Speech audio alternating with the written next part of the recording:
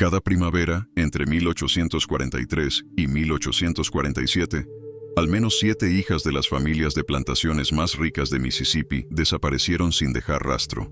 Nunca se encontraron los cuerpos, nunca se completaron investigaciones.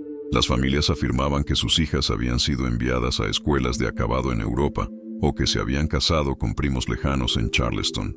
Pero en los archivos olvidados del condado de Adams existe un diario encuadernado en cuero que cuenta otra historia. Una historia de un tratamiento tan brutal, tan metódicamente cruel, que 3 hombres estuvieron dispuestos a arriesgar la vida para detenerlo.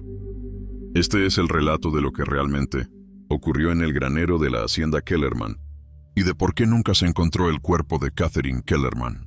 Antes de continuar con la historia de la plantación Kellerman y el secreto más oscuro que la sociedad de Mississippi jamás enterró, necesito que hagas algo. Suscríbete a Ecos del Yugo y activa la campanita, porque historias como esta, historias que intentaron borrar de la memoria, deben ser contadas. Y cuéntame en los comentarios desde qué estado nos escuchas. Veamos hasta dónde llega esta historia. La verdad sobre el destino de Catherine Kellerman comenzó con la obsesión de su madre, pero terminó con una revelación que sacudiría los cimientos de la élite de Mississippi. Natchez, Mississippi, en la primavera de 1843, se erguía como un monumento a la prosperidad sureña y a las apariencias cuidadosamente mantenidas. Las familias de plantadores competían no solo en rendimiento algodonero y extensión de tierras, sino en la perfección de sus linajes, en la elegancia de sus hijas y en el control absoluto que ejercían sobre cada aspecto de su dominio. A lo largo de los acantilados que dominan el río Mississippi, las mansiones se alzaban como templos blancos.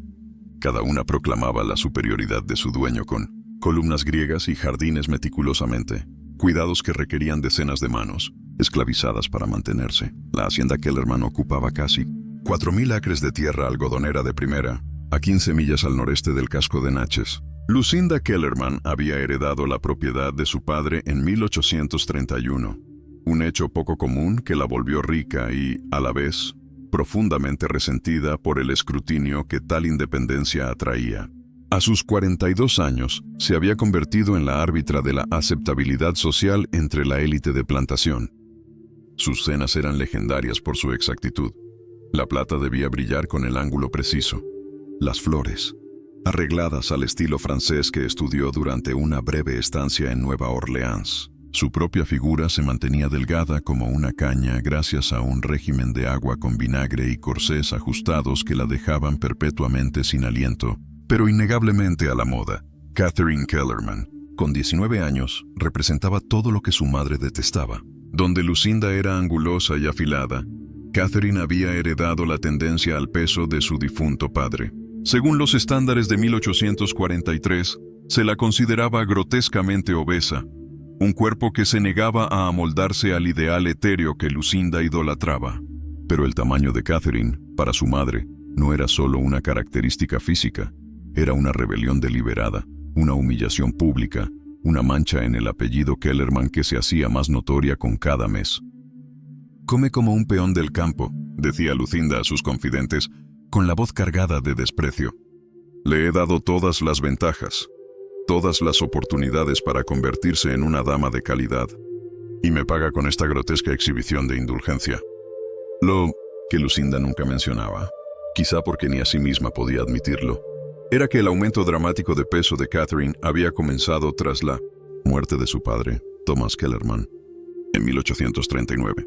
La causa oficial fue una insuficiencia cardíaca. La verdad susurrada, conocida solo por unos pocos, era que Thomas había muerto en su despacho con una botella vacía de láudano a su lado y una carta para Catherine apretada en su mano. Carta que Lucinda quemó antes de que nadie pudiera leerla.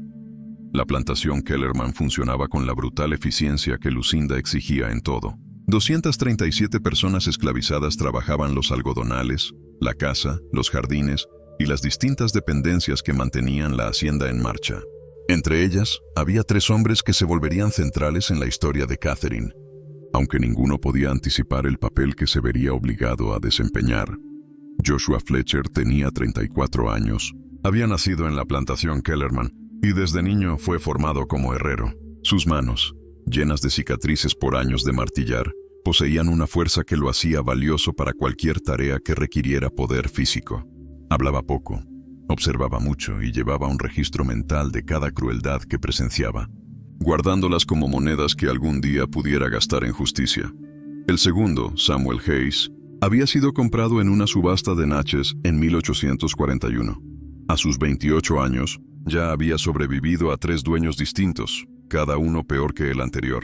Lo que lo hacía valioso para Lucinda no era solo su fuerza, sino su alfabetización. Su antiguo dueño, un comerciante en quiebra, lo había empleado para llevar cuentas, una habilidad rara y peligrosa para una persona esclavizada. Lucinda vio utilidad en esa educación, usando a Samuel para administrar los graneros y los registros del ganado, siempre bajo su mirada vigilante. El tercero era Daniel Cooper, un muchacho de 16 años comprado específicamente por su juventud y fuerza en una plantación en declive en Luisiana. Daniel había presenciado horrores en su corta vida que le dejaron un tartamudeo y una tendencia a encogerse ante movimientos bruscos. Pero también era observador en formas que otros pasaban por alto, notando patrones y detalles que luego resultarían cruciales.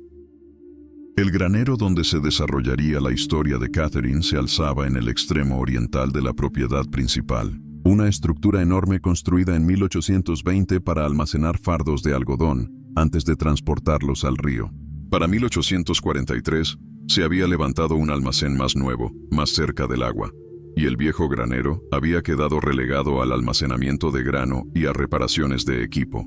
Estaba aislado de la casa principal por una arboleda de encinas, invisible desde las ventanas de la mansión, un lugar perfecto para actividades que requerían discreción. El diario de Lucinda, hallado décadas después en el falso fondo de un baúl, revela el instante exacto en que su plan tomó forma. La entrada fechada el 15 de marzo de 1843 dice: «Hoy observé a la muchacha Ashworth, antes rolliza e inmaridable, ahora transformada en una visión de delicada belleza. La señora Ashworth me confió el método de ese cambio milagroso. Trabajo, labor constante, incesante. El cuerpo, llevado más allá de sus límites, se consume a sí mismo, quema el exceso y revela la forma que Dios intentó. ¿Por qué este remedio habría de estar solo al alcance de los Ashworth? ¿Por qué mi propia hija ha de seguir siendo un monumento a la gula cuando la salvación es tan simple? Tengo los medios, tengo el lugar, tengo a los trabajadores que obedecerán sin preguntar. La transformación de Catherine empieza mañana». Lo que Lucinda no escribió, pero quedaría claro después, era que la transformación de Margaret Ashworth tuvo un costo terrible. La joven desarrolló una tos persistente que ningún médico pudo curar. Las manos le temblaban sin cesar y en su mirada había un vacío que sugería que algo esencial se había quebrado por dentro. Pero estaba delgada y en el mundo de Lucinda Kellerman, eso era lo único que importaba. La estructura social de Natchez en 1843 funcionaba con capas de secretos y acuerdos silenciosos. Todos sabían cosas que fingían no saber. Todos veían cosas que acordaban no ver. Esa conspiración de silencio no era pasiva. Se mantenía activamente mediante una minuciosa ingeniería social. Cuestionar los asuntos privados de otra familia era invitar a que cuestionaran los propios. Expresar preocupación por el bienestar de una hija era sugerir que los propios métodos de crianza podían ser sospechosos. El sistema se protegía a sí mismo por complicidad mutua. Lucinda había construido su reputación sobre entender y explotar esas reglas no escritas. Sabía exactamente hasta dónde podía tensar los límites de lo aceptable antes de cruzar hacia el escándalo. Sabía que familias no harían preguntas, que médicos extenderían certificados de salud sin examen, que ministros predicarían la virtud de la disciplina sin precisar sus métodos. El 16 de marzo de 1843, Lucinda convocó a Joshua, Samuel y Daniel a la casa principal. Era inusual que trabajadores de campo fueran llevados al salón, y los tres se quedaron de pie, incómodos entre los finos muebles y la delicada porcelana, muy conscientes de que su sola presencia violaba los límites cuidadosamente trazados que mantenían separadas las dos realidades de la plantación. «Caballeros», comenzó Lucinda, con la calidez falsa que usaba al dar órdenes que esperaba ver obedecidas sin réplica. «Tengo una tarea especial para ustedes. Mi hija Catherine necesita rehabilitación física. Se ha vuelto débil e indolente, incapaz de las obligaciones que algún día le corresponderán como señora de esta hacienda. Ustedes supervisarán sus labores diarias en el granero del este. Se asegurarán de que trabaje de amanecer a anochecer. Documentarán su progreso en un libro mayor que les proporcionaré y no hablarán de esto con nadie, bajo pena de un castigo que no necesito describir. La amenaza flotó en el aire, no dicha pero comprendida. Desobedecer significaba el látigo, la venta a los ingenios azucareros de Luisiana, más brutales aún, o algo peor. Y había en los ojos de Lucinda algo que iba más allá de la crueldad habitual de una propietaria imponiendo su voluntad. Expectativa, casi excitación, como si estuviera a punto de iniciar un experimento cuyos resultados aguardaba con ansias. Catherine no fue consultada sobre aquel arreglo. La mañana del 17 de marzo, su madre ordenó a su doncella personal que la condujera desde su habitación hasta el granero. Todavía vestía su camisón, cubierto por un simple vestido de trabajo que Lucinda había escogido para ella. En el rostro de Catherine no había sorpresa, solo una resignación profunda, como si entendiera que aquello era simplemente la última de una larga serie de humillaciones diseñadas por su madre. La primera mañana en el granero comenzó con una precisión mecánica que parecía ensayada, como si Lucinda hubiera planeado cada detalle de la degradación de su hija. Joshua, Samuel y Daniel habían recibido instrucciones con exactitud casi militar. Catherine debía moler maíz con un molino manual de piedra, cargar sacos de grano de 50 libras de un extremo a otro del granero y partir leña hasta que sus manos se llenaran de ampollas. El trabajo no estaba diseñado para producir resultados útiles, sino para provocar agotamiento extremo. Cada tarea calculada para empujar su cuerpo más allá de sus límites, generando apenas lo suficiente como para justificar su esfuerzo en caso de que alguien preguntara. El granero amplificaba cada sonido. El roce de la piedra contra el grano resonaba en el techo alto. La respiración agitada de Catherine marcaba un ritmo que los tres hombres terminaban imitando sin darse cuenta. El crujir de las viejas vigas parecía llevar la cuenta del tiempo, cada gemido de la madera recordando las horas que pasaban en brutal monotonía. Lo que más impactó a Samuel en esos primeros días fue el silencio de Catherine. No se quejaba, no suplicaba, apenas hablaba, salvo para pedir agua, que se le entregaba con moderación según las órdenes. Su rostro permanecía inexpresivo mientras trabajaba, como si se hubiera separado de su propio cuerpo y lo observara desde muy lejos. Lucinda llegaba cada tarde a las 3 en punto, sus faldas rozando el suelo del granero mientras rodeaba a su hija como un comprador inspeccionando ganado. Llevaba un cuaderno de cuero donde registraba medidas, observaciones y evaluaciones con frialdad clínica. Peso estimado, 195 libras. El rostro sigue hinchado. Los brazos muestran ligera reducción de circunferencia. Las manos desarrollan callos, desafortunado pero necesario. Carácter apropiadamente sumiso. El tratamiento progresa según lo esperado, pero las entradas del diario solo contaban una parte de la historia. Lo que Lucinda no anotaba eran las conversaciones privadas que mantenía con otras damas de plantaciones que también consideraban problemáticas a sus hijas. Entre ellas estaban Helena Cartwright, cuya hija Rebecca había sido sorprendida leyendo literatura abolicionista procedente del norte; Beatrice Singleton, cuya hija Emma había rechazado 3 propuestas de matrimonio adecuadas, insistiendo en que quería estudiar medicina; Constance Whitfield, cuya hija Sarah había sido descubierta enseñando en secreto a leer a niños esclavizados. Estas mujeres visitaban la hacienda Kellerman con pretextos triviales: té de la tarde, consultas de jardinería, preparación de eventos sociales, pero siempre pedían ver el granero. Y Lucinda siempre accedía, guiándolas entre las encinas para que presenciaran la transformación de Catherine. «¿Ven?», decía Lucinda señalando el cuerpo exhausto de su hija. El cuerpo responde a la disciplina, igual que el espíritu. 3 semanas de labor adecuada y el exceso comienza a derretirse. Imaginen lo que podrían lograr 3 meses, 6, 1 año. Las visitantes tomaban notas, hacían preguntas sobre métodos, duración, supervisión. Querían saber sobre las restricciones alimenticias, si Catherine tenía momentos de descanso. Lucinda respondía con el entusiasmo de una científica presentando un avance revolucionario.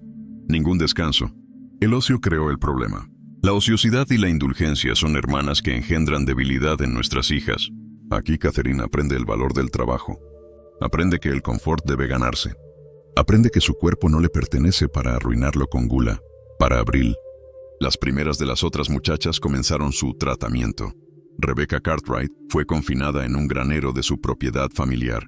vigilada por 3 hombres esclavizados con las mismas órdenes que Joshua, Samuel y Daniel. Emma Singleton la siguió 2 semanas después. Luego Sarah Whitfield. Cada familia ajustaba el método según sus necesidades, pero el núcleo era el mismo: aislamiento, trabajo físico extremo y destrucción de la voluntad. Todo bajo el disfraz de mejora corporal. Ninguna de aquellas madres anticipó que sus hijas podrían comunicarse entre sí. Aunque las plantaciones estaban dispersas por el condado, los trabajadores esclavizados se movían entre propiedades, llevando mensajes y noticias. Daniel, enviado a veces a entregar grano a haciendas vecinas, comenzó a notar un patrón. Graneros antes usados para almacenaje ahora estaban prohibidos. Jóvenes blancas que antes participaban en reuniones sociales ahora estaban ausentes. Sus madres decían que estaban enfermas o de visita con parientes. «Hay otras», susurró Daniel a Samuel una noche mientras cerraban el granero. «Las he visto. Muchachas trabajando como Catherine, igual de cansadas, igual de asustadas». Samuel sintió algo helado en su estómago. Lo que presenciaban no era un acto aislado de crueldad. Era un sistema cuidadosamente construido y en expansión. Dentro del granero, algo inesperado comenzó a sucederle a Catherine.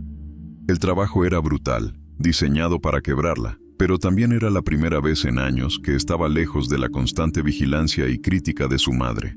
En ese lugar, ya no era una decepción, ni un cuerpo a corregir, ni una vergüenza pública. Solo era una mujer trabajando, respirando, sobreviviendo. No había espejos que reflejaran su fracaso ante los estándares imposibles de Lucinda, ni cenas donde su figura fuera exhibida como motivo de deshonra.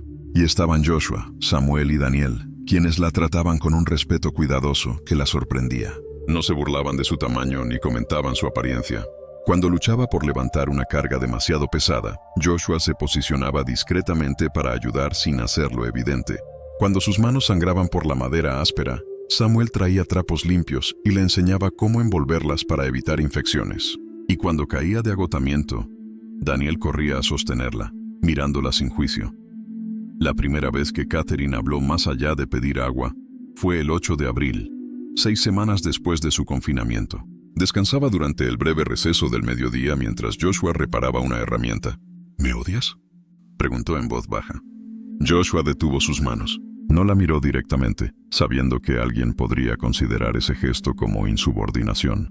«No, señorita», respondió con cautela. «Deberías hacerlo», continuó Catherine. «Soy todo lo que deberías odiar. La hija de tu dueña, viviendo en comodidad mientras tú sufres. Yo me odiaría». Joshua eligió sus palabras con la prudencia de quien sabe que la sinceridad puede costarle la vida. «El odio consume energía, señorita. Energía que es mejor guardar para sobrevivir». Aquel intercambio simple abrió algo en Catherine.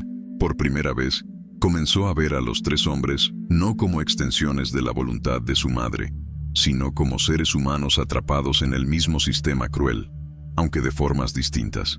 Las conversaciones se volvieron más largas, siempre en susurros, durante los descansos o al amanecer. Antes de las inspecciones de Lucinda, Catherine descubrió que Joshua tenía esposa e hijos en los barracones, que Samuel había vivido en una ciudad y sabía leer y escribir mejor que muchos hombres blancos, y que Daniel soñaba con una libertad que quizás nunca conocería.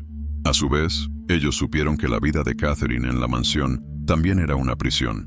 Reglas infinitas sobre cómo comportarse y vestir, críticas constantes por cada bocado o palabra, aislamiento total porque su madre la consideraba demasiado vergonzosa para mostrarla en sociedad. «Ella quiere que desaparezca», dijo Catherine una mañana de mayo. «Quiere a la hija que imaginó, no a la que tiene.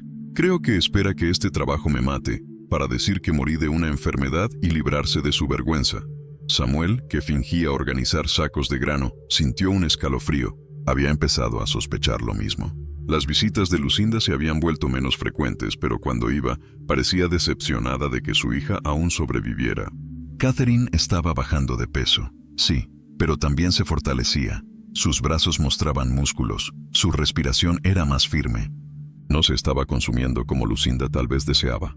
Se estaba adaptando. Las entradas del diario de Lucinda se tornaron más oscuras al avanzar el verano. 3 de junio de 1843. Catherine persiste en su corpulencia pese a la dureza del trabajo. La reducción es mínima. Tal vez deba restringir más las raciones. Tal vez deba extender la jornada nocturna. La joven Cartwright muestra avances notables, me dicen. ¿Por qué Catherine ha de ser distinta? Lo que Lucinda no sabía era que Joshua complementaba secretamente las escasas raciones de Catherine con comida proveniente de los barracones. No mucho. Solo lo suficiente para evitar la desnutrición peligrosa que enfermaba a las otras muchachas. Lo hacía con gran riesgo, compartiendo porciones que su propia familia necesitaba, porque había comenzado a ver en Catherine algo que le recordaba a su hija. Una inocencia esencial, un anhelo de ser vista como humana y no como un objeto. Pero en el granero empezaban también otros cambios, más sutiles. Entre Catherine y Joshua nació una comunicación distinta, una complicidad silenciosa. Las conversaciones sobre tareas se transformaron en reflexiones sobre la vida, la esperanza y lo absurdo de un mundo que valoraba unas vidas sobre otras por el color de la piel o la forma del cuerpo. «Tu madre me haría azotar por mirarte directamente», dijo Joshua una tarde mientras movían una pieza rota. «Pero aquí, trabajando lado a lado, ¿cuál es la diferencia entre nosotros? Ambos sangramos, ambos nos cansamos, ambos deseamos libertad de lo que nos ata». Catherine nunca había considerado aquel paralelo. Su prisión era distinta, pero seguía siendo prisión. No podía salir del granero, no podía decidir sobre su propio cuerpo ni su vida. Existía solo como un problema que debía corregirse. La primera vez que se tocaron con intención, y no por accidente, fue a finales de junio. Catherine intentaba levantar un saco de grano, pero su fuerza falló y tropezó. Joshua la sostuvo, y por un instante quedaron tan cerca que podían sentir la respiración del otro. Ninguno se apartó. El aire entre ellos se volvió denso, cargado de peligro y posibilidad en igual medida. «No deberíamos», susurró Catherine. «No», respondió Joshua. «No deberíamos», pero ninguno se movió. En aquel granero, aislados del mundo, habían creado un espacio donde las reglas de la sociedad de plantación parecían desvanecerse, donde lo imposible podía sentirse real por unos segundos. Lo que ocurrió después fue inevitable, o quizás fue una elección consciente, hecha con pleno conocimiento de las consecuencias, pero prefiriendo la conexión a la seguridad. Su relación creció en momentos robados, siempre con Samuel y Daniel actuando como guardianes silenciosos, advirtiéndoles si alguien se acercaba. Lo que comenzó como consuelo se transformó en algo más profundo, un afecto genuino que trascendía las barreras impuestas por una sociedad enferma. Pero los secretos tienen la costumbre de revelarse, y a mediados de julio Samuel y Daniel ya sabían lo que ocurría. Ninguno lo mencionó, pero ajustaron sus rutinas, les daban más privacidad, asignaban tareas al fondo del granero, desviaban la mirada en los breves instantes en que Catherine y Joshua se acercaban.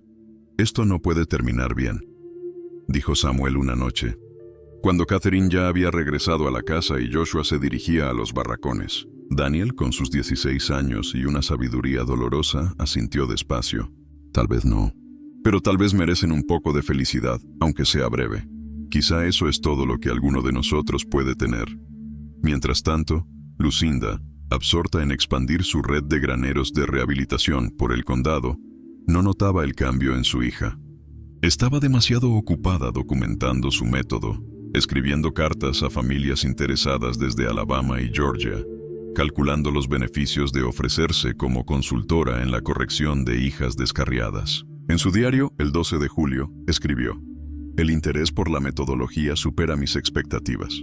La señora Rutherford de Mobile solicita un protocolo detallado. Su hija se obstina en pintar en lugar de aprender modales adecuados. La señora Caldwell de Savannah pregunta por los resultados, preocupada por una hija con interés inapropiado en los negocios familiares. El potencial de expansión es considerable.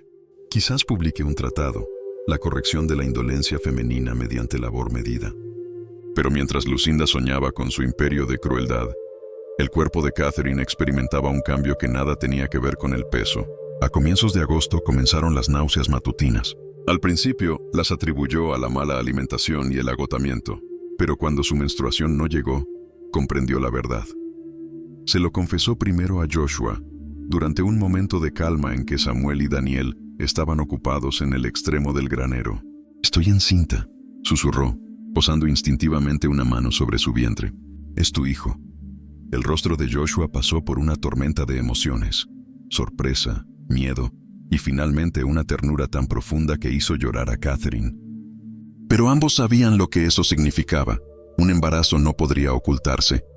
Cuando Lucinda lo descubriera, Las consecuencias serían catastróficas. Te matarán, dijo Catherine con la voz rota. Mi madre te hará matar por esto. Quizás a los tres. Para silenciarlo todo, Joshua le tomó las manos. Un gesto tan peligroso como necesario. Entonces debemos planear. Tenemos tiempo para encontrar una salida. Pero planear requería información. Y la información implicaba riesgo. Samuel, aprovechando su acceso ocasional a la oficina de la plantación, comenzó a investigar. Revisó libros de cuentas, registros de propiedad, correspondencia entre haciendas. Buscaba cualquier indicio de la red de Lucinda, alguna debilidad que pudieran usar. Lo que halló fue peor de lo imaginado. En un libro marcado como gastos domésticos, encontró entradas que sugerían que otras 4 muchachas habían pasado por el mismo tratamiento antes que Catherine. Junto a cada nombre, una nota final, fallecida por causas naturales, trasladada a familia en Texas o simplemente resuelto. ¿Qué significa resuelto?, preguntó Daniel leyendo junto a él. Samuel apretó la mandíbula. Nada bueno. Nada bueno en absoluto. El patrón era claro. Las muchachas que no respondían, que no adelgazaban o se rebelaban, desaparecían. Sus familias recibían certificados de defunción o cartas explicando que habían sido enviadas lejos por su propio bien. Pero no había tumbas, no había direcciones, ningún rastro. Catherine está en más peligro del que imagina, dijo Samuel. Incluso sin el embarazo, si su madre decide que ha fallado, la resolverá como a las otras. Debían actuar. Pero cualquier acción requería recursos que no tenían: dinero, documentos, transporte. Las herramientas de la libertad estaban cuidadosamente fuera del alcance de quienes más las necesitaban. Entonces Catherine propuso lo imposible. El estudio de mi padre, dijo. Antes de morir, guardó dinero allí y documentos. Mi madre nunca entra. Cerró la puerta después de su muerte.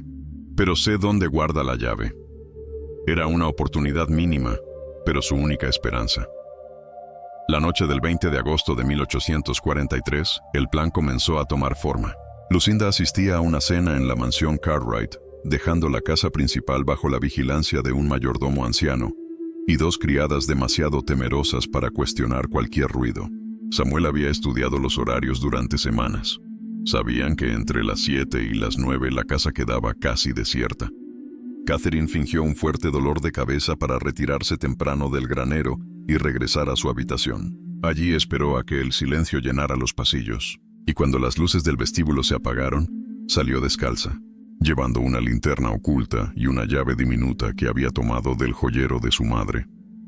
El estudio de Thomas Kellerman permanecía exactamente como el día de su muerte. Cortinas cerradas, polvo en las superficies, el reloj detenido a las 2:17, la hora en que el corazón de Thomas se había rendido. Sobre el escritorio, una capa de polvo cubría papeles amarillentos y un pequeño cofre de madera con cerradura. La llave encajó a la perfección. Dentro, Catherine halló $60 en billetes, una suma considerable para la época, y un paquete de documentos, certificados de propiedad, escrituras y un papel doblado con el nombre de Jeremiah Cole, Port Gibson. No sabía quién era aquel hombre, pero recordaba vagamente que su padre lo había mencionado como un abogado amigo, alguien en quien confiaba más que en cualquier otro. Él puede ayudarnos, susurró Catherine al reunirse en secreto con Joshua y Samuel detrás del granero. Quizás pueda preparar papeles o encontrar una forma de escapar. Joshua frunció el ceño. $60 no nos llevarán lejos. Pero es un comienzo. El verdadero obstáculo era la vigilancia. Lucinda había ordenado que Catherine no saliera nunca de los terrenos, ni siquiera para ir a la iglesia. Cada salida requería escolta y permiso. Fue entonces cuando Daniel, el más joven y menos vigilado, se ofreció. Yo puedo ir a Port Gibson, dijo con decisión. Entrego sacos de grano allí cada mes. Nadie sospechará. Era un viaje de más de 30 millas. Pero Daniel conocía caminos secundarios y senderos usados por contrabandistas y fugitivos. Samuel le escribió una nota breve para Jeremiah Cole, explicando la situación de forma velada, sin mencionar nombres directamente. Una joven blanca es retenida contra su voluntad en condiciones peligrosas. Hay riesgo de muerte. Necesitamos ayuda legal y discreción. Daniel escondió la carta en el forro de su camisa y partió al amanecer del 22 de agosto. Mientras tanto, la salud de Catherine comenzó a deteriorarse. El trabajo constante, la restricción de alimentos y el peso del embarazo la debilitaban. Joshua insistía en que descansara, pero ella se negaba. Temía que cualquier señal de fragilidad despertara la sospecha de su madre. Lucinda, sin embargo, ya empezaba a percibir algo diferente. En su diario del 25 de agosto escribió: Catherine muestra hinchazón abdominal inusual. Sospecho retención de líquidos por dieta deficiente. Incrementar trabajo físico, reducir raciones. Si no mejora, considerar purgantes. Aquella nota selló su urgencia. Debían huir antes de que la sospecha se transformara en certeza. 3 días después, Daniel regresó. Estaba exhausto, cubierto de polvo, pero traía una respuesta. El abogado Jeremiah Cole le había creído. Había conocido a Thomas Kellerman en vida y recordaba su bondad. Prometió venir a la plantación el 2 de septiembre fingiendo revisar unas escrituras antiguas.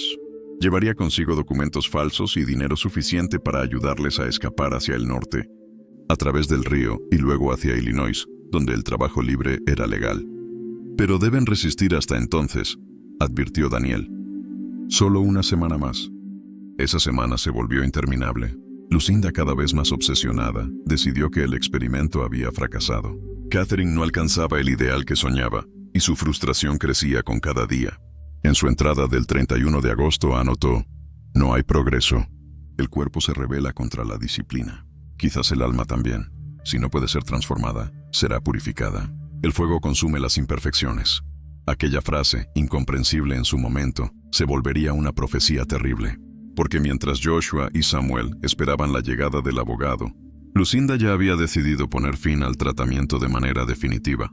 El 1 de septiembre, ordenó que Catherine pasara la noche en el granero para reforzar su voluntad. Joshua lo entendió como una señal de peligro. Esa noche, mientras el viento silbaba entre las tablas, Catherine le susurró: si no vuelvo mañana, prométeme que salvarás a nuestro hijo. Joshua no respondió de inmediato. Le tomó la mano y la sostuvo con fuerza. No habrá mañana sin ti, dijo finalmente.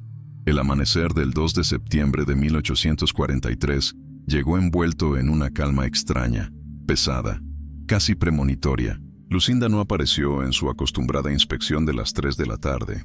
En lugar de ella, un grupo de sirvientes llevó órdenes. Catherine debía permanecer en el granero todo el día y la noche, sin descanso, sin comida adicional, para purgar su cuerpo y su espíritu. Joshua comprendió que algo terrible estaba por suceder. La mirada fría de los mensajeros, la forma en que cerraron las puertas tras ellos, le recordó los días previos a los castigos más crueles en la plantación. Cuando el sol comenzó a caer, Daniel corrió desde los campos con noticias. El señor Cole está en camino. Lo vi cruzar el camino del río con 2 hombres más. Traen un carruaje. Llegarán antes del anochecer. Joshua asintió, pero su mente no hallaba paz. Miró a Catherine, exhausta, con las manos llenas de ampollas y los labios resecos. Aguanta solo un poco más, le dijo en voz baja. Esta noche será nuestra salvación. Pero antes de que el abogado pudiera llegar, Lucinda irrumpió en el granero. Vestía negro de pies a cabeza, como si asistiera a un funeral. En su mano llevaba su diario y una pequeña lámpara de aceite. El tiempo de la indulgencia ha terminado, anunció con voz gélida. Si tu cuerpo no puede obedecer, entonces será el fuego quien lo purifique. Joshua se interpuso entre ella y Catherine. Por favor, señora, suplicó, déjela descansar. No está bien, está enferma. Lucinda lo miró con una calma inhumana. Silencio. No te he dado permiso para hablar. Se volvió hacia su hija. Has traído vergüenza a nuestro nombre. Has rechazado cada oportunidad de redención. Y ahora veo la señal de tu pecado en tu vientre. Catherine se llevó una mano al abdomen, comprendiendo que su madre sabía del embarazo. Madre, por favor, intentó decir. No. Lucinda levantó la lámpara. Esta noche terminará tu rebeldía, y con ella, la mancha que cargas. Antes de que pudiera derramar el aceite, Joshua se lanzó sobre ella, arrebatándole la lámpara. El fuego se apagó al caer, pero el caos fue inmediato. Lucinda gritó, llamando a los guardias de la casa. Samuel, que había estado esperando fuera, entró corriendo. Vienen hombres armados, advirtió. Tenemos que irnos ahora. Catherine temblaba, incapaz de moverse. Ella nos matará, murmuró. Joshua la tomó de la mano con firmeza. No si escapamos esta noche. En ese momento Jeremiah Cole llegó en su carruaje, acompañado de un asistente y un escribano. Los guardias, confundidos por la llegada inesperada, dudaron lo suficiente para que Joshua y Samuel sacaran a Catherine del granero. Cole, al ver el estado de la joven, comprendió la gravedad de la situación. «Súbanla», ordenó. «Tengo los documentos y los fondos. Pero debemos irnos ya, antes de que ella dé la alarma. Lucinda apareció en la entrada, furiosa, con los sirvientes detrás. ¡Deténganlos! Esos esclavos están robando mi propiedad. Y ella es mi hija enferma. Cole sacó un pliego sellado. Soy abogado del Estado, mintió con voz firme. Esta joven ha sido puesta bajo mi custodia por orden judicial. Cualquier intento de impedir su salida será considerado obstrucción a la ley. La autoridad de sus palabras bastó para frenar momentáneamente la persecución. Joshua ayudó a Catherine a subir al carruaje. Samuel tomó asiento junto al conductor y Daniel corrió detrás, alcanzando el estribo mientras los caballos partían a toda velocidad hacia el río Mississippi. Durante el trayecto, Catherine se aferró al brazo de Joshua. ¿Estamos libres?, susurró. No aún, respondió él, pero hoy hemos ganado tiempo. Y a veces, el tiempo es la diferencia entre la vida y la muerte. Detrás de ellos, los gritos de Lucinda se desvanecían en la distancia, mezclados con el repicar de campanas que anunciaban la alarma en la plantación. La persecución acababa de comenzar. El carruaje avanzó a toda velocidad por los caminos secundarios, levantando nubes de polvo bajo el cielo rojizo del atardecer. El abogado Jeremiah Cole mantenía una expresión grave mientras observaba los campos pasar como sombras. No podemos ir directamente a Natchez, dijo. Lucinda enviará jinetes por todos los caminos principales. Debemos cruzar el río esta misma noche, antes de que cierren los puertos. Samuel, sentado junto al conductor, vigilaba el horizonte. ¿Tienen los documentos?, preguntó. Cole asintió y sacó una carpeta de cuero. Papeles de viaje para una viuda y 3 sirvientes. Lo suficiente para llegar a Baton Rouge, donde podrán abordar un barco rumbo al norte. Pero una vez crucemos el río, deberán seguir por su cuenta. Si Lucinda los alcanza antes de eso, no habrá ley que los salve. Catherine, recostada contra Joshua, apenas podía mantener los ojos abiertos. Su cuerpo, debilitado por meses de trabajo forzado y hambre, temblaba de fiebre y miedo. «Solo un poco más, mi amor», murmuró Joshua. «Resiste». Llegaron al muelle de Ferriday, un pequeño puerto fluvial en la ribera opuesta del Mississippi, cuando el sol ya había desaparecido. La niebla del anochecer cubría el agua como un velo espeso. Cole habló con el barquero, un hombre de rostro curtido y mirada desconfiada. «Necesitamos cruzar ahora», dijo. «Pagaremos el doble». El hombre miró a Joshua y Samuel con recelo. «No cruzo esclavos sin permiso escrito. No quiero problemas». Cole deslizó unas monedas de oro en su mano.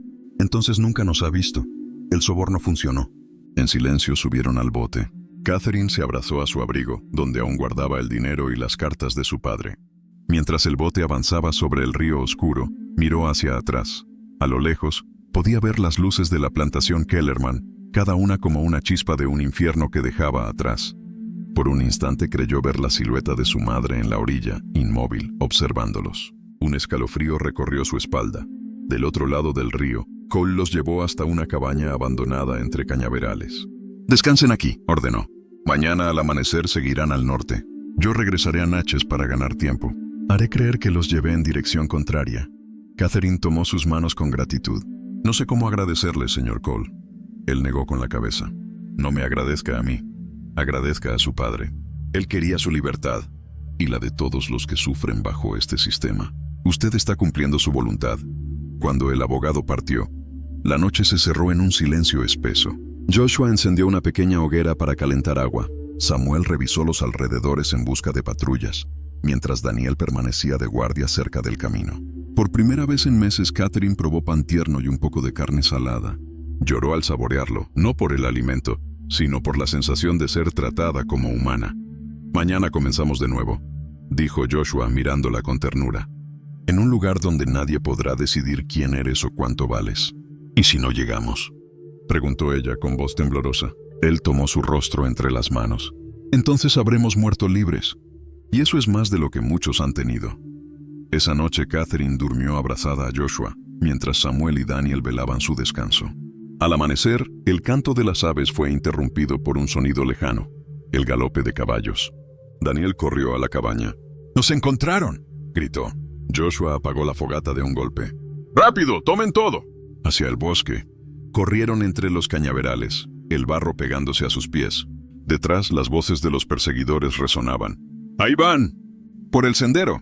Las balas silbaron entre las hojas. Catherine tropezó y Joshua la levantó sin detenerse. Samuel gritó. «¡Al este!». «Hacia el pantano». Ahí no pueden seguirnos con caballos. La espesura del pantano de Omochito los envolvió como un refugio oscuro. El agua les llegaba a las rodillas. El aire estaba cargado de humedad y zumbidos de insectos. Aún así, siguieron avanzando, guiados solo por la esperanza de un amanecer libre. El pantano era un laberinto de raíces y sombras. El suelo, blando y traicionero, absorbía cada paso con un ruido sordo. Mosquitos y ranas llenaban el aire con un zumbido constante, pero para los fugitivos, aquel infierno natural era un santuario. Los perseguidores no se atreverían a entrar demasiado. Samuel, con experiencia en moverse por terrenos difíciles, abrió camino. Joshua cargaba a Catherine sobre su espalda cuando el barro se hacía demasiado profundo. Daniel, con una rama en mano, apartaba las serpientes que se deslizaban entre las aguas. Tras horas de marcha, cuando la luz del día comenzaba a filtrarse débilmente entre los cipreses, hallaron un montículo de tierra firme cubierto de juncos. Allí se detuvieron agotados. Catherine temblaba empapada pero viva. Joshua la arropó con su chaqueta y se sentó a su lado. «Hemos ganado tiempo», dijo Samuel jadeando. «Las patrullas no se arriesgarán a seguirnos mucho más adentro». «¿Y después?», preguntó Daniel mirando el horizonte. «Esperamos a que caiga la noche», respondió Joshua. «Luego iremos hacia el norte. Si alcanzamos el camino del ferry a Baton Rouge, podremos tomar un barco al amanecer». Catherine escuchaba en silencio, abrazando el abrigo donde escondía los documentos de su padre. Por primera vez comprendía el peso de aquellos papeles. Eran más que su herencia. Eran una llave que podía abrir las cadenas de otros. «No solo debemos escapar», dijo con voz débil. «Debemos regresar algún día y liberar a todos». Joshua la miró con ternura y dolor. «Primero debemos vivir, Catherine. Luego vendrá la justicia». El día transcurrió en un silencio inquieto. A lo lejos escuchaban el eco de voces y perros, pero el pantano los protegía. Samuel improvisó una fogata diminuta, oculta entre raíces, para secar algo de ropa. Mientras tanto, Daniel observaba el cielo. «Mañana habrá lluvia», dijo. «Eso borrará nuestras huellas». Esa noche, bajo un cielo sin estrellas, reanudaron la marcha. Avanzaron lentamente, guiados por el instinto y las indicaciones de Samuel, que seguía el cauce de un arroyo hacia el norte. Catherine, aunque débil, se aferraba a la esperanza. En su mente repetía las palabras de su padre. «Usa este dinero para dar libertad a quienes la merecen». Pero al amanecer del 4 de septiembre, el sonido lejano de un cuerno rompió la calma. Joshua detuvo el paso. «Es una señal», susurró. «Nos están rodeando». Antes de que pudieran reaccionar, 3 hombres armados emergieron de entre los árboles. Eran cazadores de esclavos, sus ropas manchadas de barro y sudor. «Ahí están», gritó uno apuntando con el rifle. «La recompensa será buena». Joshua avanzó un paso alzando las manos. «Déjenla ir. No es una fugitiva». El líder escupió al suelo.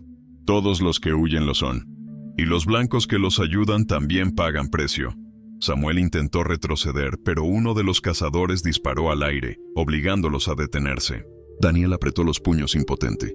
Catherine, con el rostro pálido, dio un paso al frente. «Soy Catherine Kellerman», declaró con voz firme. «Esta gente no es propiedad de nadie».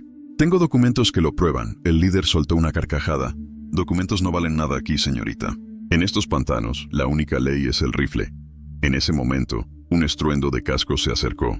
Un carruaje apareció entre la niebla. Era Jeremiah Cole, acompañado de 2 ayudantes armados. «Bajen las armas», ordenó. «Tengo autoridad del condado. Estos fugitivos están bajo mi custodia». Los cazadores dudaron. El abogado les mostró un sello oficial. Si interfieren, responderán ante la corte. Y créanme, ningún juez arriesgará su cargo por $3 de recompensa. Tras un tenso silencio, los hombres bajaron las armas y retrocedieron maldiciendo. Cole se volvió hacia el grupo. «Rápido, suban al carruaje. No tenemos tiempo. Lucinda ha ofrecido una suma enorme por su captura. Todo el condado los busca». Mientras los caballos retomaban la marcha, Catherine tomó la mano de Joshua. «El destino nos sigue de cerca», susurró. «Pero Dios aún no nos ha abandonado».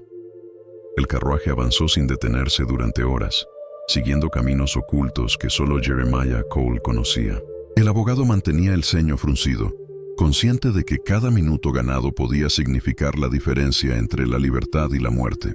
«Hay un lugar seguro al norte de Baton Rouge», explicó. «Una comunidad de hombres libres donde nadie preguntará sus nombres. Desde allí podremos conseguir pasaje en un barco hacia Cincinnati. Una vez en territorio libre, podrán usar los documentos de su padre, señorita Kellerman. Catherine asintió débilmente. El cansancio la vencía, pero su determinación seguía intacta. Joshua, sentado junto a ella, sostenía su mano con firmeza. ¿Crees que llegaremos?, preguntó en voz baja. Tenemos que hacerlo, respondió ella. Por nosotros y por los que quedaron atrás. Samuel, observando desde la parte trasera, murmuró: Dios está con nosotros. Ningún muro es eterno. Cuando el sol comenzó a caer, llegaron a una granja aislada rodeada de robles viejos. Un anciano mulato, de rostro sereno, salió a recibirlos. Los esperaba, dijo con voz profunda. El señor Cole me envió palabra. Aquí estarán a salvo esta noche. El hombre, llamado Elias Turner, había sido esclavo años atrás y ahora ofrecía refugio a quienes huían del sur. En su granero, les preparó camas de paja limpia y un guiso caliente. Catherine, al probar la comida, no pudo contener las lágrimas. Hace meses que no siento calor en el estómago, susurró. Elías la miró con compasión. Coma, hija. El cuerpo necesita fuerza para que el alma pueda luchar. Esa noche, por primera vez desde su huida, durmieron bajo techo sin temor inmediato. Joshua se mantuvo despierto contemplando el rostro de Catherine mientras dormía. En su interior, una mezcla de amor y angustia lo consumía. Sabía que su unión era imposible ante la ley, pero también comprendía que lo que sentían los había hecho más fuertes que cualquier cadena. Al amanecer, Elías los despertó con urgencia. No pueden quedarse más. Anoche pasaron jinetes preguntando por fugitivos. Uno mencionó una recompensa firmada por Lucinda Kellerman. El abogado Cole ya los esperaba con otro plan. Debemos separarnos unas horas, indicó. Catherine viajará conmigo hasta el puerto. Joshua, Samuel y Daniel tomarán un sendero lateral para reunirse en la orilla antes del mediodía. Si algo sale mal, no se detengan por mí. Sigan el río hacia el norte. Catherine se resistió. No los dejaré. Joshua le acarició el rostro. Nos volveremos a ver. Te lo juro, la despedida fue breve y dolorosa. Mientras el carruaje con Catherine y Cole se alejaba por el camino principal, los tres hombres se internaron entre los árboles, moviéndose con cautela. Samuel llevaba los documentos escondidos bajo su camisa. Joshua, un pequeño cuchillo.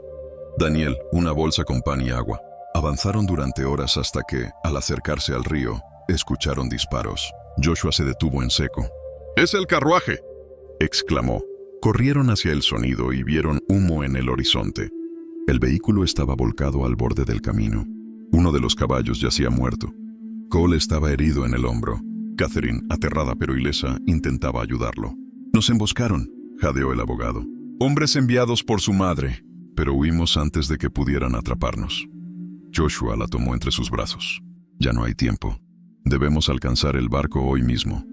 Ayudando a Cole a subir al carruaje destrozado, continuaron a pie hasta el puerto de Baton Rouge, donde un vapor llamado Morning Star se preparaba para zarpar al norte. Samuel mostró los papeles falsos al encargado. Una viuda viajando con sus sirvientes, dijo con voz firme. Deseamos embarcar de inmediato. El hombre examinó los documentos, los sellos, los nombres. Finalmente asintió. Suban. Partimos al amanecer. Esa noche, desde la cubierta del barco, Catherine contempló el río que dejaban atrás. Estamos tan cerca, murmuró. Joshua la abrazó por la espalda, casi libres, pero en las sombras del muelle, un hombre los observaba en silencio, con un retrato en mano y una insignia en el pecho. Era un cazador enviado por Lucinda. El barco Morning Star zarpó con el primer destello del amanecer. El silbido del vapor se mezcló con el canto distante de las aves y el rumor del río. Para Catherine, aquel sonido fue como un himno, el comienzo de una vida nueva, lejos de la crueldad de su madre y del peso de su pasado. Sin embargo, Joshua no dejaba de mirar hacia la orilla, inquieto. Había visto fugazmente el reflejo metálico de una insignia, y su instinto le advertía que la persecución aún no había terminado. En la cubierta, Jeremiah Cole, con el brazo vendado, trazaba un plan detallado. Una vez lleguemos a Memphis, podrán bajar y seguir en otro barco hasta Cincinnati.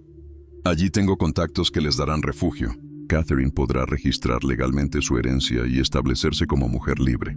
¿Y nosotros?, preguntó Samuel. Cole suspiró. El camino será más difícil para ustedes. Pero si alcanzan territorio abolicionista, habrá comunidades que los protegerán.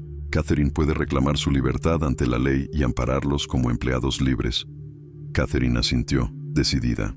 Nadie será dejado atrás. Si soy reconocida como dueña de esas tierras, las convertiré en lugar de refugio, no de cadenas. Durante los 2 primeros días, el viaje fue tranquilo. Catherine comenzó a recuperar algo de color en el rostro. Joshua lograba sonreír, aunque solo por breves momentos.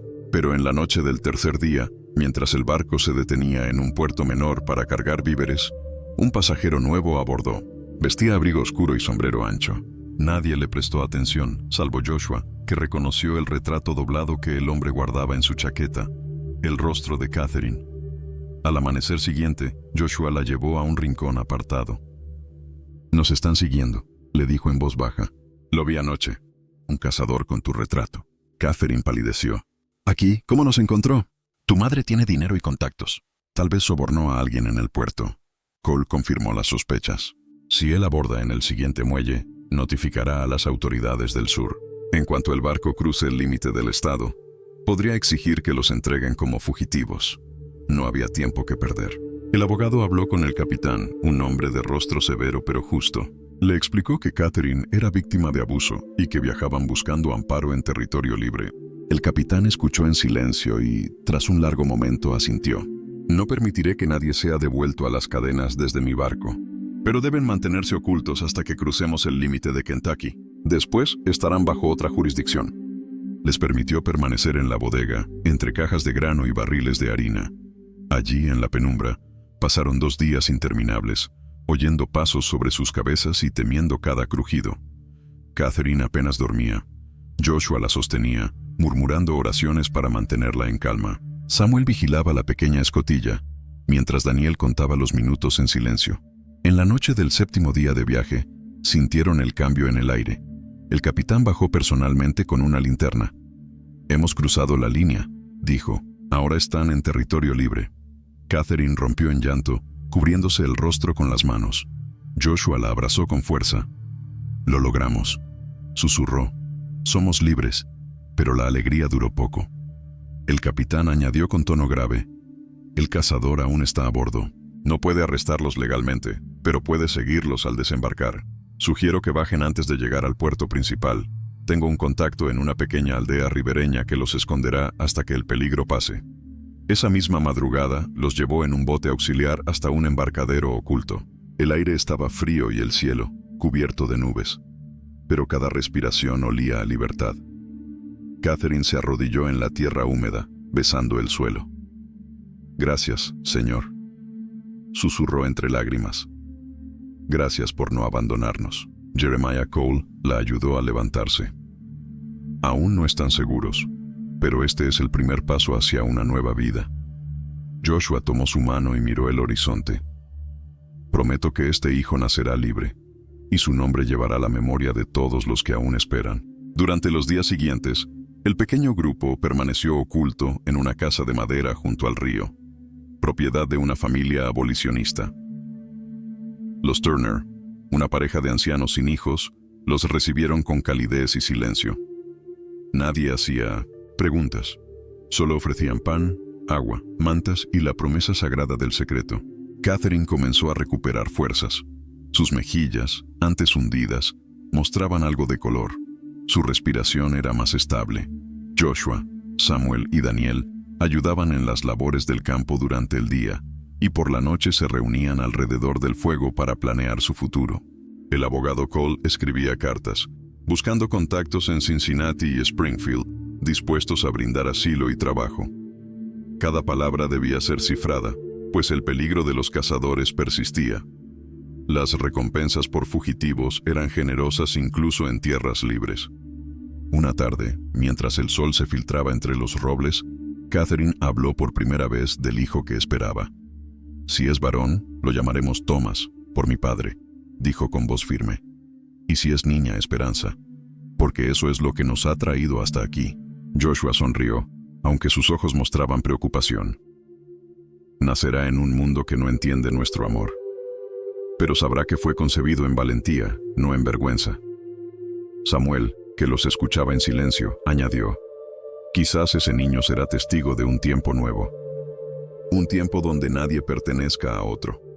Pero la tranquilidad era frágil. Una noche, Daniel regresó de buscar leña con noticias alarmantes. «Escuché a unos hombres en la taberna del pueblo», dijo. «Hablaban de una recompensa por una joven blanca embarazada, acompañada de 3 esclavos fugitivos. Dicen que una mujer del sur envió cartas a todos los condados del norte. Catherine apretó los puños. Mi madre no descansará hasta verme destruida. Cole la miró con gravedad. Entonces debemos adelantarnos. Si llegamos a Cincinnati, podrán casarse y registrar al niño como libre. Pero debemos movernos antes de que el invierno cierre los caminos. Al amanecer del 21 de septiembre de 1843, partieron de nuevo. Los Turner les entregaron provisiones y bendiciones. Dios los guíe, dijo la anciana, que sus pasos sean invisibles para los malvados. El viaje hacia el norte fue arduo. Cruzaron bosques, ríos helados y aldeas donde debían fingir ser sirvientes de una familia viajera. Catherine usaba un velo para ocultar su rostro, mientras Joshua mantenía la mirada baja para evitar sospechas. Cada posada era un riesgo, cada cruce un posible final. Pero la esperanza los impulsaba. Una noche, cuando descansaban en un establo abandonado, Catherine despertó sobresaltada por un sueño. «La vi», susurró.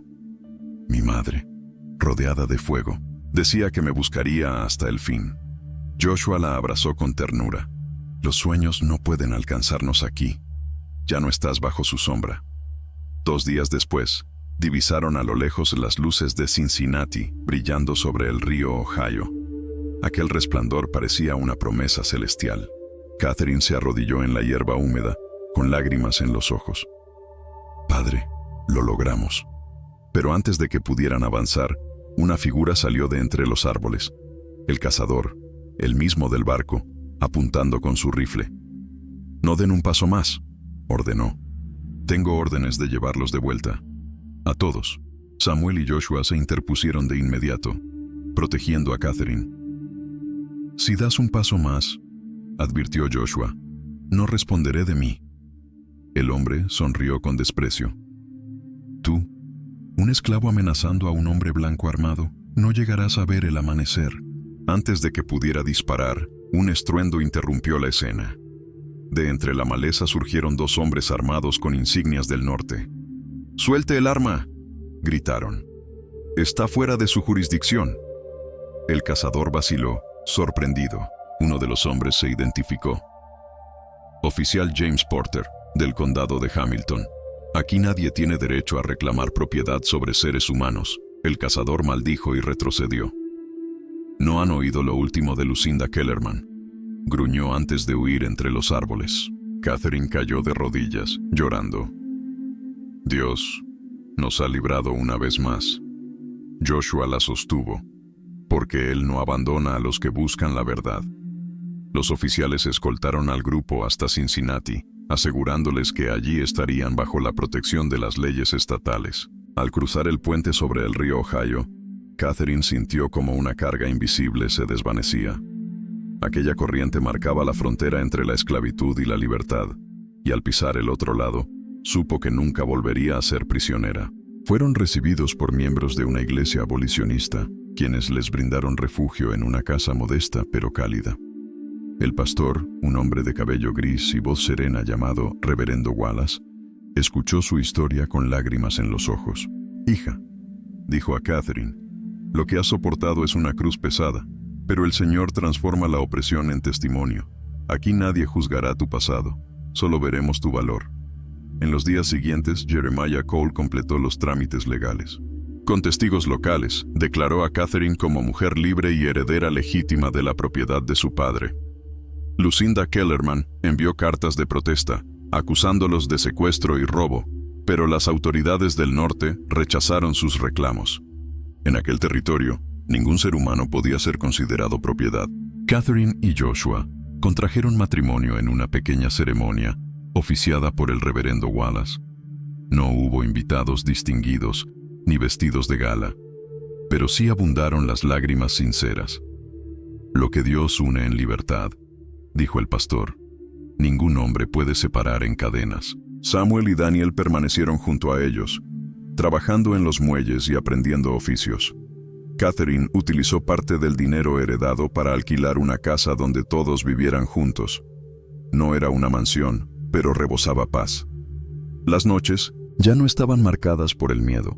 sino por el canto del río y las oraciones compartidas. A comienzos de 1844, Catherine dio a luz a un niño fuerte y sano.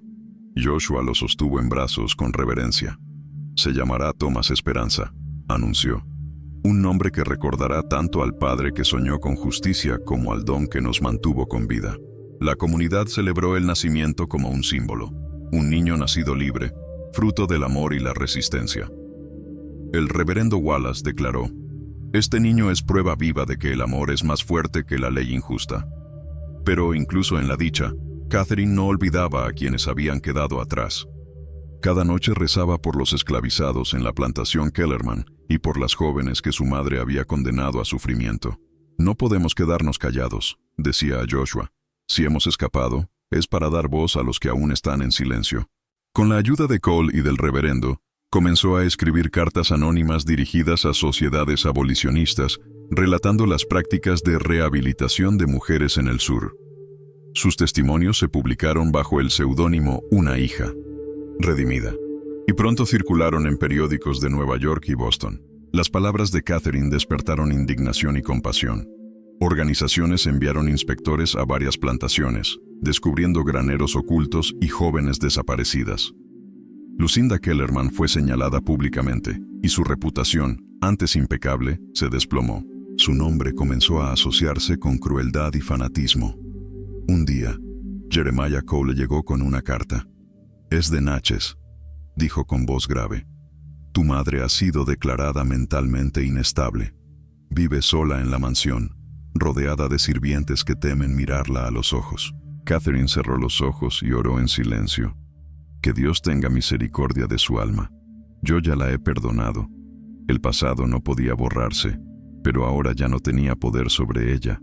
Con el paso de los meses, la vida de Catherine y Joshua comenzó a florecer en libertad. Abrieron una pequeña escuela en el vecindario, donde enseñaban lectura y escritura tanto a niños afroamericanos como a jóvenes mujeres blancas que habían escapado de hogares abusivos. «El conocimiento es la verdadera liberación», decía Catherine a sus alumnos. «Las cadenas más pesadas son las de la ignorancia, y se rompen con la verdad». Samuel se convirtió en carpintero y ayudó a construir viviendas para otras familias fugitivas. Daniel, ahora adolescente, asistía a clases nocturnas con la esperanza de convertirse algún día en maestro. Cada uno, a su manera, transformaba el dolor del pasado en servicio y compasión. El reverendo Wallace organizó reuniones semanales en la iglesia, donde Catherine compartía su testimonio. «No busco venganza», declaraba. «Busco redención, no solo para mí, sino para todos los que nacieron bajo un sistema que confundió autoridad con crueldad. Si mi historia puede abrir un corazón, habrá valido la pena». Sus palabras comenzaron a viajar más allá de Cincinnati. Periódicos y sociedades de derechos humanos la invitaban a hablar, siempre bajo seudónimo, para proteger su seguridad. En sus cartas firmaba: «Desde los ecos del yugo surge una voz libre». Aquella frase se convertiría en un símbolo para muchos movimientos abolicionistas, una declaración de esperanza para quienes aún vivían en oscuridad. En la primavera de 1845, un grupo de viajeros del sur llegó a la ciudad. Entre ellos, una joven llamada Sarah Whitfield, una de las víctimas de los graneros de rehabilitación, reconoció el nombre de Catherine en los folletos distribuidos por las iglesias. La buscó, temblando de emoción. «Pensé que estabas muerta», dijo entre lágrimas. «Nos decían que ninguna de nosotras sobrevivía». Catherine la abrazó con fuerza. «Estamos vivas, Sarah, y juntas contaremos la verdad». Con ayuda del abogado Cole, organizaron una asociación secreta para rescatar a mujeres y muchachas retenidas en el sur bajo falsas terapias de corrección. A través de la red de iglesias y simpatizantes, lograron liberar a varias jóvenes y trasladarlas al norte. Lo que comenzó como una huida individual se transformó en una misión de rescate. Joshua, aunque sabía que cada viaje implicaba riesgo, apoyaba a su esposa sin dudar. «Fuiste llamada para algo más grande que tu dolor», le decía, «y mientras respire, caminaré contigo». En una carta fechada en junio de 1846, Catherine escribió: «A veces sueño con el granero donde todo comenzó. Ya no lo veo como prisión, sino como el lugar donde Dios me forjó. Allí, en medio del sudor y la humillación, nació la mujer que ahora soy, la que eligió amar en lugar de odiar, luchar en lugar de rendirse». Su hijo Thomas crecía rodeado de amor, escuchando cada noche las historias de valentía de sus padres. Catherine le enseñaba a orar no solo por los libres, sino también por los que aún vivían bajo cadenas, visibles o invisibles. La verdadera libertad, le decía, no se mide por las paredes que te rodean, sino por la luz que habita en tu alma. Y aunque las sombras del pasado aún se cernían en la distancia, Ecos del Yugo, como comenzaron a llamar a su hogar y a su escuela, se convirtió en un faro para todos los que buscaban comenzar de nuevo. Con el paso de los años, Ecos del Yugo se transformó en mucho más que un refugio. Era una comunidad viva, donde las heridas se sanaban con trabajo, fe y educación. Cada persona que cruzaba sus puertas encontraba no solo un techo, sino también una nueva razón para creer. Allí, ex-esclavos aprendían oficios, mujeres escapadas de los graneros de corrección hallaban apoyo, y niños nacidos en libertad crecían sin miedo a ser vendidos o castigados por aprender. Catherine y Joshua se convirtieron en líderes silenciosos de un movimiento que crecía sin necesidad de discursos grandilocuentes. Sus actos hablaban más fuerte que cualquier proclama. Compartir el pan, enseñar a leer, ofrecer consuelo, mostrar que la dignidad humana no depende del color ni del linaje. Samuel construyó talleres y casas pequeñas para los recién llegados. Daniel, ya joven adulto, enseñaba a escribir a quienes nunca habían sostenido una pluma.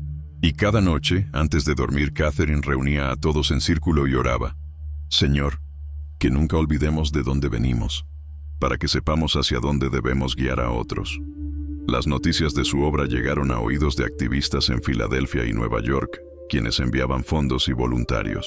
Uno de ellos, un periodista llamado Henry Clayton, visitó el lugar en 1848 y publicó un artículo titulado Ecos del Yugo, donde la libertad aprende a respirar. El escrito describía con detalle la historia de Catherine Kellerman, la hija de una plantación del sur que había escapado de las cadenas de su madre y convertido su dolor en redención. El artículo conmovió a lectores en todo el país y desató debates en las iglesias y las cámaras legislativas. Muchos comenzaron a cuestionar las prácticas de rehabilitación femenina y la brutalidad del sistema esclavista. Catherine, aunque temerosa de la exposición, entendió que su testimonio podía ser una herramienta divina. Si mi nombre debe ser conocido, que sea para liberar a otros, dijo. No busco fama, sino justicia.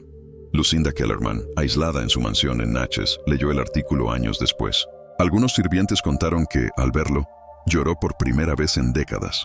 Murió en 1850, sola, sin reconciliarse con su hija, pero dejando en su testamento una donación anónima para la causa de la abolición.